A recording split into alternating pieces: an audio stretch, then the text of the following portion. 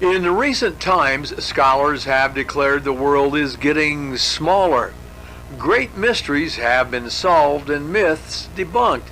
Yet there are dark corners of the terrestrial plane we have yet to confront. One valley in the cavernous terrain of the Sierra Madre Oriental holds a deep secret. A giant lizard the indigenous peoples call Gwangi. The desert region of northern Mexico has its myriad of legends and folklore.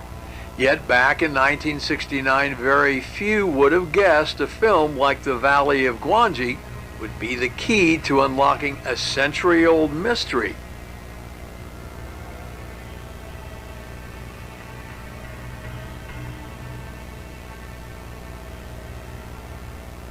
What you are looking at is unreleased footage from the same film.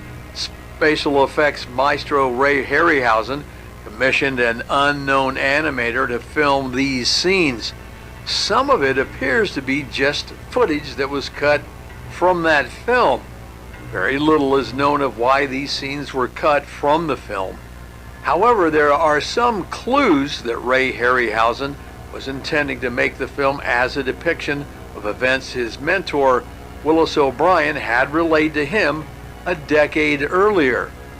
Willis O'Brien had been pitching an idea for a film he titled The Valley of the Mists, intended to be a cowboy film with dinosaurs. O'Brien could not reveal he based this concept on stories he had researched.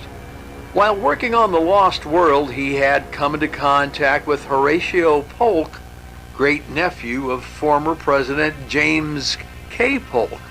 Horatio had traveled to the Mexican Copper Canyons for years. Being an amateur paleontologist, he was surprised when miners had sent him photographs of what appeared to be that of an Allosaurus. Polk had gathered some hunters and a cameraman and set out for Copper Canyon to find this beast. Now, for the first time ever, here is the footage from this expedition.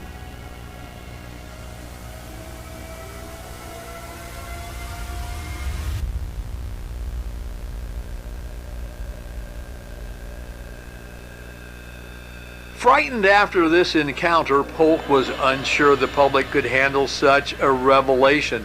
After hearing of Sir Arthur Conan Doyle using footage from The Lost World to present as evidence of a living dinosaur, Polk felt he could entrust O'Brien with these artifacts.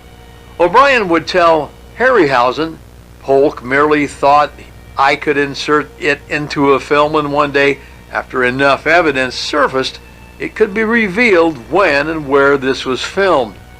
Harryhausen had been told about this footage back in 1953 in a private meeting with O'Brien.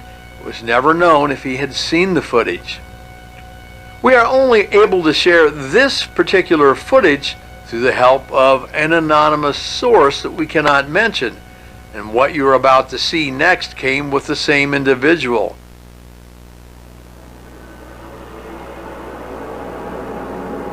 We do know that this was held in the possession of Willis O'Brien, but we can only decipher details based on the period vehicles was captured sometime in the late 19th century, as you see.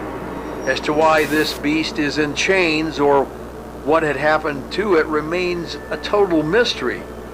We can surmise that O'Brien, having worked on the railroad in his youth, came into contact with someone who had taken this photograph. The legends of this still living dinosaur is often disregarded as dubious claim at best, fabrication of frightened settlers rationalizing an encounter with a local predator. Still, people speak of this purple devil, and in some cases the name Gwangi has been cited as the name of that beast. Is it a living fossil, or perhaps some natives believe a shape-shifting demon? An aberration that can appear in different forms similar to the Navajo skinwalker. What we can understand right now is that Willis O'Brien's research into this topic inspired Ray Harryhausen to make The Valley of Gwangi as an attempt to bring light to this legend. What we are left with is the fate of the film itself.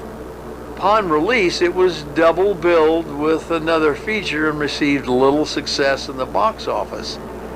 However, as more evidence comes to light, we may soon see this film as Ray Harryhausen intended it to be viewed, as a revelation of what still lurks in the shadows of those hidden canyons in Mexico.